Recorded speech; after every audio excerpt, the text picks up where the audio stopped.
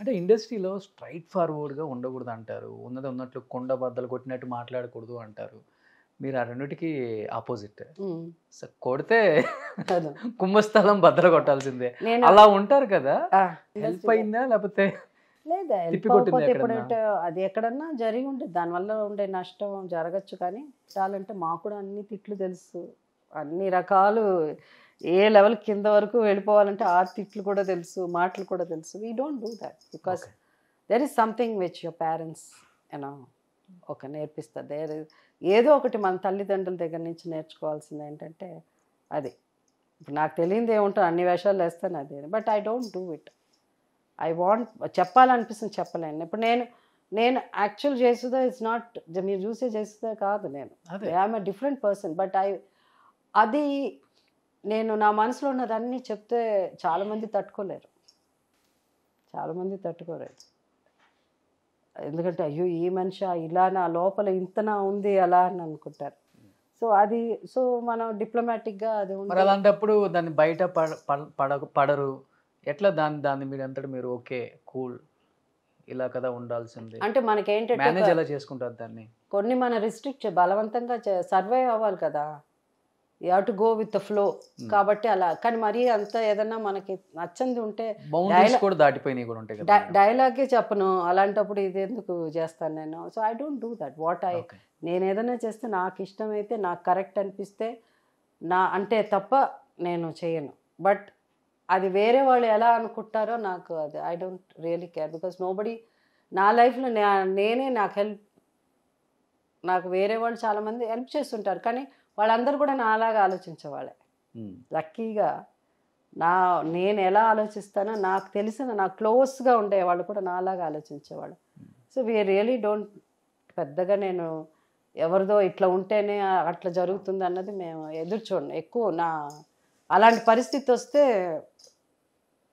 అంటే అంత ఇదిగా దిగజారాల్సి తల వంచాల్సిన అవసరం లేదు అని అంటున్నాను. అంటే మీరు అన్నారు అలా ఉండదు. బట్ సక్సెస్ అనేది మాట్లాడుతుంది అన్నారు. Yes, I agree with you. Success ఉంటే అమ్మా అని కూడా పిలుస్తారు. అవును. అలాంటి ఒక సమాజంలో బతుకుతున్నాం ఇప్పుడు అవును. మనం. ఇంత పెద్ద సక్సెస్ చూశారు. పెద్ద పెద్ద హేమీల ముందు తట్టుకొని నిలబడి సహజ నటి జయసుధ 50 సంవత్సరాలు. చాలా పెద్ద ప్రైడ్ ఇది. మామూలు విషయం కాదు ఇది. అలాంటిది ఇంత ఆలోచించే వ్యక్తి ఎందుకు చేతులు కాల్చుకున్నారు ఫైనాన్షియల్‌గా? మేము వాట్ ఎవర్ వి మేడ్ మేము పిక్చర్స్ తీసి పోగొట్టుకున్నాం. నితిన్ గారు మై లేట్ హస్బెండ్ వారి సినిమాలు తీయాలి అది it didn't work out for us. But దాంట్లోంచి పోగొట్టుకున్న దాంట్లోంచి రికవర్ అంటే కొంతమందికి అదే చెప్తున్నాం కదా, కర్మ డెస్టినీ ఒకటి ఉంటుంది. ఎందుకంటే నేను సంపాదించినంత ఎంత సినిమాలు even you cannot even imagine the properties which I had which చూస్తే ఎన్నో కోట్లు ఎన్నో వందలు దాటిపోయి ఉంటాయి. The reason is sometimes it's మన తప్పు కావచ్చు, ప్రతిదీ దేవుడు అట్లా అని కర్మ అనొచ్చు. బట్ కొన్ని టైంలో అలా జరిగింది. అంటే ఈవెన్ సంథింగ్ ఇప్పుడు వీళ్ళందరూ చెప్తున్నారు, ఐ వాంట్ టు ప్రూవ్. నేను కూడా ఫర్ ఎగ్జాంపుల్ చెప్తున్నా ఎలా ఉంటుంది మన తలరాత అన్నది. చెన్నైలో గుడ్షపట్ కాన్వెంట్ అని ఒకటి ఉంది. సో ఇట్స్ విలేజ్ రోడ్ చాలా ఇప్పుడు కూడా ది ప్లేస్ అది. అక్కడ పెద్ద షాపింగ్ సెంటర్ కట్టారు.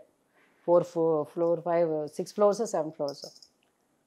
సరే అందరు చెప్తున్నారు కదా అని చెప్పి నేను కూడా శోభన్ బాబు గారు లాగా అని అక్కడ నేను కొనడానికి ట్రై చేశాను. శోభన్ బాబు గారు తెలిసింది చేసి నాకు ఫోన్ చేసి మంచి పని చేసావే, అక్కడ కొంటున్నావంట కదా అంటే అవునండి అలా అన్నాను. అది కొన్నాము, కన్స్ట్రక్షన్ అవుతుంది, కొన్నాము, అయిపోయిందంతా. కొనిన వెంటనే ఒక్కసారి స్లంప్ వచ్చేసింది. ఎవరు రాలే ఆ బిల్డింగ్కి రెంట్కి, ఎవరు అది అమ్మాలన్నా కూడా మా వల్ల కాలేదు. ఎన్నో ఏళ్ళుండి లాస్ట్కి అమ్మాము అది. సో అట్లాంటిది కొన్ని మనం అనుకున్నప్పుడు ఏంటంటే అది కలిసి రాలేదు. So that's what happens. ఆస్తులు మీకు కలిసి రాలేదంటారా?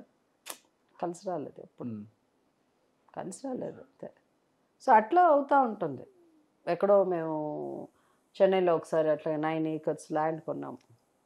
అది సో అది కొన్నప్పుడు అక్కడ బోర్ వేయడానికి నీళ్ళు పడదు, నీళ్ళు పడదు. అరే నీళ్ళు పడట్లే ఎందుకు 9 acres అంటే అప్పుడు ఇప్పుడు ప్రస్తుతం ఆ కాంపౌండ్ ఒక కాంపౌండ్ వాళ్ళు రజనీ గారు ఫామ్ హౌస్ అనమాట. ఓకే. ఇప్పుడు ఉండేది రజనీ.